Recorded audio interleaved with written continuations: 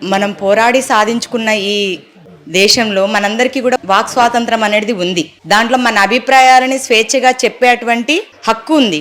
అటువంటి హక్కును ఇప్పుడు ఉపయోగించుకోలేని పరిస్థితిలో మనం ఉన్నాం. అది అనేక సందర్భాలలో కూడా చాలా మంది మీద కూడా వాళ్ళ అభిప్రాయాలు చెప్తూ ఉంటే దేశ ద్రోహులుగా ముద్రలేసి ఈ రోజు ఊపా లాంటి చట్టాలు పెట్టి జైలులో కుక్కుతున్నటువంటి పరిస్థితులలో మనం బ్రతుకుతున్నాం. ఒక టీవీ చర్చలో తమ అభిప్రాయాన్ని స్వేచ్ఛగా వెల్లడిస్తున్నటువంటి రమణమూర్తి గారి పైన మనిషి తత్వాన్ని కోల్పోవడం అంటారా, చాలా దుర్మార్గంగా మానవత్వాన్ని మర్చి ఒక పెద్ద మనిషి కనీసం ఏజ్కైనా రెస్పెక్ట్ ఇస్తాం, అటువంటిది కూడా మర్చి ఆ రకంగా దాడి చేయడం అనేది, వేరే ఏ ఆల్టర్నేట్ లేకపోతే నేను గొడవకి దిగడం అనేది జరిగింది. అటువంటి పరిస్థితి ఈయనంతటికీ కూడా ప్రధానమైనటువంటి కారణం ఈ రోజు గుళ్ళల్లో జరుగుతున్నటువంటి కానీ ఇవన్నిటి దోపిడీ గురించి ప్రజలు ఆలోచింప చేయకుండా ఉండడం కోసం, మన దృష్టిని మళ్లించడం కోసం చేస్తున్నటువంటి చర్యలుగానే మనం అందరం కూడా గుర్తించాలి. ఒక రకంగా జనాన్ని మేల్కొల్పడానికి జరిగిన క్రియగా మనం అందరం కూడా భావించి ఆ రకంగా మేల్కొని ఇటువంటి ఘటనల మీద,